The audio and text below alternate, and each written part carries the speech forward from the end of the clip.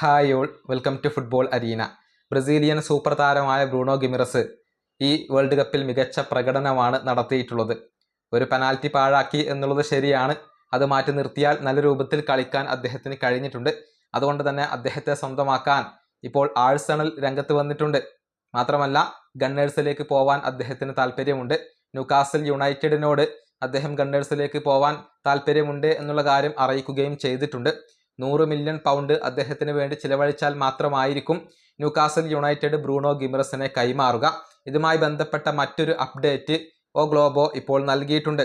അതായത് ബ്രൂണോ ഗിമിറസ് പോയി കഴിഞ്ഞാൽ ആ സ്ഥാനത്തേക്ക് മറ്റൊരു ബ്രസീലിയൻ താരത്തെ എത്തിക്കാനുള്ള ഒരുക്കത്തിലാണ് ഈ പ്രീമിയർ ലീഗ് ക്ലബ്ബുള്ളത്. മറ്റാരുമല്ല, ഡാനിലോ സാന്റോസിനെ കൊണ്ടുവരാൻ ന്യൂകാസൽ യുണൈറ്റഡിന് താല്പര്യമുണ്ട് എന്നാണ് ഗ്ലോബോ എസ്പോർട്ടസ് എന്ന മാധ്യമം ഇപ്പോൾ റിപ്പോർട്ട് ചെയ്തിട്ടുള്ളത്. നിലവിൽ ബ്രസീലിയൻ ക്ലബ്ബായ ബോട്ടഫോഗോക്ക് വേണ്ടി കളിക്കുന്ന താരമാണ് ഡാനിലോ സാന്റോസ്. സമീപകാലത്ത് മികച്ച പ്രകടനം അദ്ദേഹം നടത്തിയിട്ടുണ്ട്. അതുകൊണ്ട് തന്നെ പാൽമിറാസ് ഉൾപ്പെടെയുള്ള ക്ലബ്ബുകൾ അദ്ദേഹത്തെ സ്വന്തമാക്കാൻ വേണ്ടി ഇപ്പോൾ രംഗത്ത് വന്നു കഴിഞ്ഞിട്ടുണ്ട്.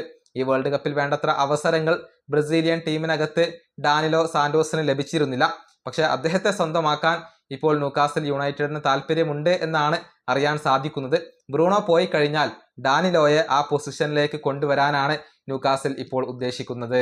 ഈ വീഡിയോ അവസാനിപ്പിക്കുന്നു. അടുത്തൊരു വീണ്ടും കാണാം.